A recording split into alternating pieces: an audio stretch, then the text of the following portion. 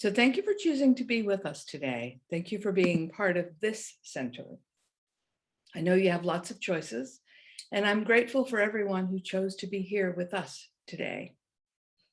And we're going to continue with this month's theme of connection. It seems crazy right now to be talking about connection when there's so much of our lives that's feeling discombobulated and disconnected.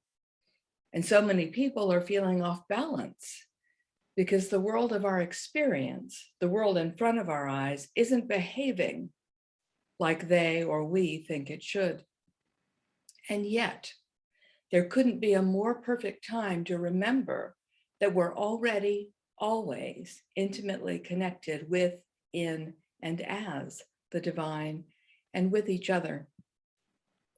So I'm going to start with an old friend, a poem from 13th century Persian Sufi mystic, poet, Rumi. Like every other day, we wake up empty and frightened. Don't open the door to the study and begin reading. Take down a musical instrument. Let the beauty we love be what we do. There are hundreds of ways to kneel and kiss the ground. What is ours to do? If what Rumi reminds us is true, and I think it is, what is ours to do? What is our go-to practice when we recognize that we, along with every other conscious individual on the planet, sometimes wakes up empty and frightened? This is not really a rhetorical question, though it could be. If we are well grounded in our spiritual practices, whatever they happen to be for us, we know what to do. We practice. We grab a hold of the part of us that feels unstable, and we reground it. We recenter it, and we remember, we put back together that there is something we can do besides dissociate ourselves from how we feel, or be at the effect of our momentary feelings. And, as my mom used to say, run in circles, scream and shouting. The sky isn't falling, Chicken Little, and we're never alone. We're never unconnected. We're never isolated or separate, even though it sure feels like it sometimes. We can do the equivalent of take down a musical instrument. We can do the equivalent of let the beauty we love be what we do. We can remember that there are hundreds of ways to kneel and kiss the ground. So, do you know for yourself what your top 3 forms of spiritual practice are? How easily do they come to your mind when your life feels out of order? In today's spiritual thought that Maria read, yay, Maria, good job with your first time doing platform, yay, from Dr. Ernest Holmes, Science of Mind, 152, paragraph 5. Prayer has stimulated the countless millions of people to higher thoughts and nobler deeds. That which tends to connect our minds with the universal mind lets in a flood of its consciousness. If we know God as an indwelling presence, our prayer is naturally addressed to this presence in us. We long for and need a conscious union with the infinite. This is as necessary to the nature and intellect of humans as food is to the well-being of the body. Ernest Holmes reminds us that prayer, affirmative prayer, the way we do it around here, naming and claiming the good we choose to see and desire to see more of and have more of an experience of, is a great way to remember to feel that connection in, as, of, and through that one mind that each one of us lives in already. I was totally tickled the other week that 12 or 13 people stayed online after services a couple weeks ago to talk about how to do affirmative prayer on the fly. It takes intentional practice to be able to look at our lives, to see the noise and the fuss and the bother, and to see the God qualities that are active at any moment, at every moment. And yet, there is something in us that can see that. And it's something that each one of us can get better at and do for our own benefit and the benefit of everybody.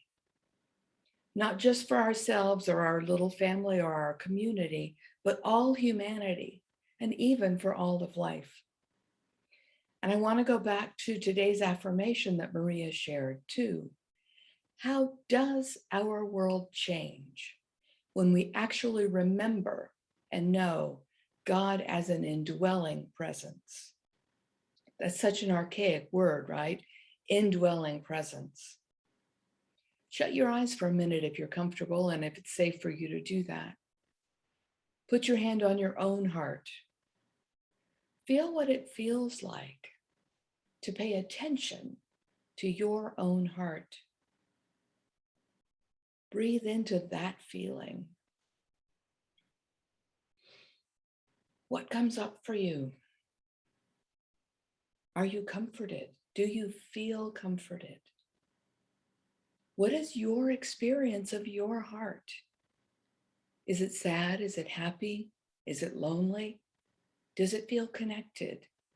Is it joyful? Is it empty? Is it full? There are no wrong answers to this question.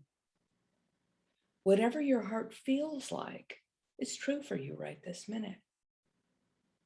And it's important that we know what that is, because that forms the basis of our experience. And you have to honestly listen to the answer you give yourself. How connected do you feel to the innate, indwelling, divine presence that breathes you and causes your heart to beat and your blood to circulate? Notice your answer. Just notice it. No judgment. None. But paying attention to our own experience of our own selves grounds us in this moment and connects us to the truth of our experience. And from that information, we can decide how to move forward. But if we don't know what's going on for us, it's really hard to connect because we're not paying attention. So, a sonnet from William Wordsworth that I've been wanting to say out loud for a while. The world is too much with us late and soon. Getting and spending, we lay waste our powers. Little we see in nature that is ours. We have given our hearts away, a sordid boon. This sea that bears her bosom to the moon, the winds that will be howling at all hours, are upgathered now, like sleeping flowers. For this, for everything, we are out of tune. And that's the question. And then the answer, or a answer, one answer, a possible answer. It moves us not. Great God, I'd rather be a pagan suckled in a creed outworn. So might I, standing on this pleasant lea, have glimpses that would make me less forlorn, have sight of Proteus rising from the sea, or hear old Triton blow his wreathed horn. What the heck is Wordsworth talking about? He was really unhappy with the world he lived in because everybody was focused on the material and the physical experience, and people were cynical and life sucked. And he wished the world of his experience was different. He was even willing to go contemplate going back to the old pagan ways because he thought they felt better, more at home, more easy, more comfortable. Because back then, People thought they knew how the world worked and how they fit. How often is it true for us that we imagine sometime in our history, sometime in our past, we actually understood how things worked? We love to imagine it, but was it really true? Was the world really simpler and easier to understand? I don't think it was. I just think we didn't know any different. One of the things that makes science of mind such a challenge in philosophy for a lot of people is that we make a practice of not telling anybody what to believe, or that they have to follow a particular set of teachings without questioning them. The science of mind reminds us that we are already of God, living in God and as God, whether this is our experience or not. Our job, if we decide to accept it, is to recognize this divine presence that lives in us and in everyone already, all the time. Ernest Holmes wrote in our Declarations of Principles, "We believe in our own soul, our own spirit, and our own destiny, for we understand that the life of all is God." We are all already connected to the divine and to each other all the time. We just get to practice until we accept, allow, remember, put it back together and believe it. I want to read a quote from Swami Muktananda that's in this week's reading for the Tuesday evening class. If you're curious about the Tuesday evening class, it's this book, The Art of Being, Dennis Merritt Jones. The information's in the bulletin, in the newsletter. But this quote, "If you want to experience love, you have to start by loving yourself. First, you have to love your body and those who are related to your body. And then the master of the body, the inner self. The truth is that God has no physical body. The only body it has is the body of love. If the love you experience in your daily life, the little love you feel for your friends, your relatives, your pets, and even your possessions, could be turned toward that inner self, that would be enough to bring you liberation." Why is that? If we actually felt love for the God that lives in us, through us, and for us, as our inner self, we would quit wondering if we were okay, if we were safe, if we were loved, if we were valued, if we were appreciated. We would see ourselves as God sees us, love incarnate. And we would know beyond a question that we were already connected to the divine and to each other, whether we were in proximity or not. It sounds easy. It's one of those things that's simple but not easy, right? And it is our challenge, because we appear to be separate, and yet we're not. We are all of God. We are all in God and acting as God. And if we think about it, we know this. So I want to close with a Christian poet that I just discovered this week. His name is John Roedel. I have no idea if that's how you say it. I think it is. But he writes free verse poetry that's kind of a dialogue between him and God. He has a book out, which I ordered yesterday, called "Hey God, Hey John, What Happens When God Writes Back?" This reminds me of the Neale Donald Walsh books, The Conversations with God, that most of us are very familiar with. But this is slightly different, and it's interesting to me. So I'll just read this little back and forth. Me, "Hey God, God, hey John." Me, "I'm not leaving my house." God, Today is not the day you can allow yourself to withdraw from the world. Me, it seems like a perfect day for that. I'm not going anywhere. God, you have to. Me, why? God, because there's going to be a moment today where you will get the chance to impact a stranger's life through a simple act of kindness that comes from you. This person is going to need you to be there at the exact moment to remind them that the world is still full of good people. This person is going to need you to remind them through your actions that grace can surround them at any moment.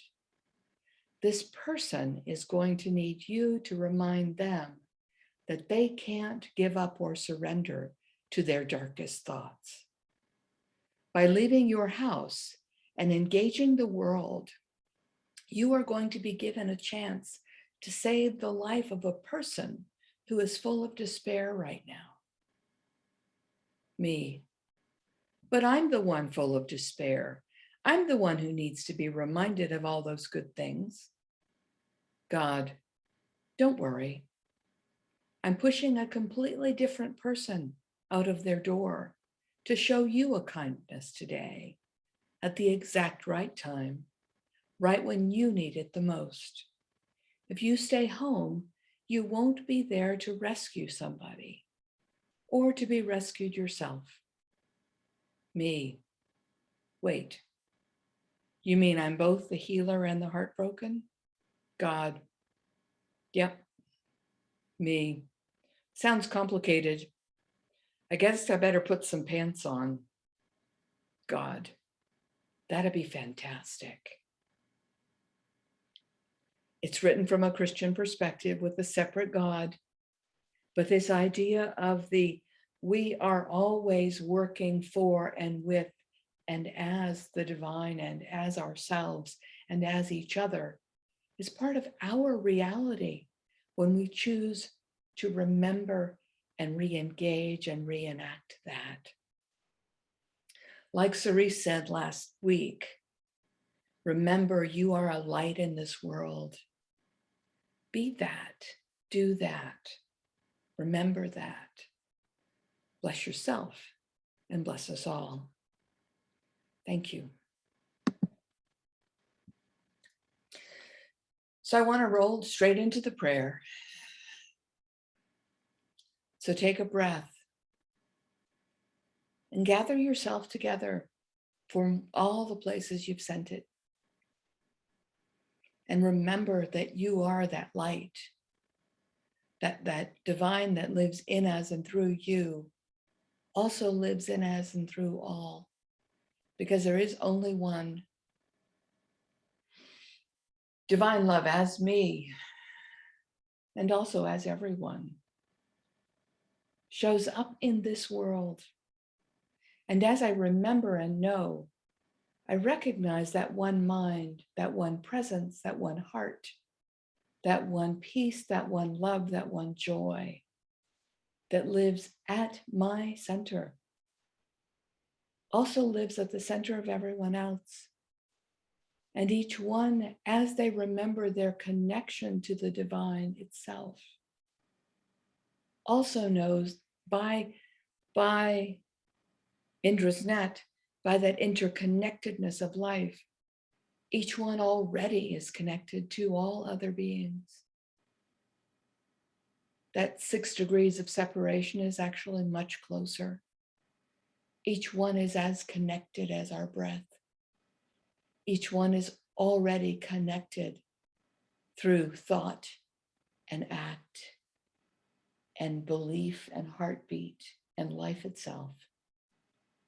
So I remember this connectedness as the truth of my being and the truth of everyone's being. And I know that as I remember to know and practice and do that, be that, then I impact the lives of others. And as they remember and do and practice and be that, then they impact me. And suddenly this wave of love and joy permeates all of life, simply by deciding and choosing and practicing. I celebrate this great knowing, this great opportunity to be and see and know and do and practice this thing called life. From the perspective of the divine, there is only one, and it lives as each and all. In great joy and delight for this opportunity to gather today in this virtual way, I celebrate this great good, and I know beyond a shadow of a doubt that it expands and increases. Relaxing into the good, I let it be, and so it is.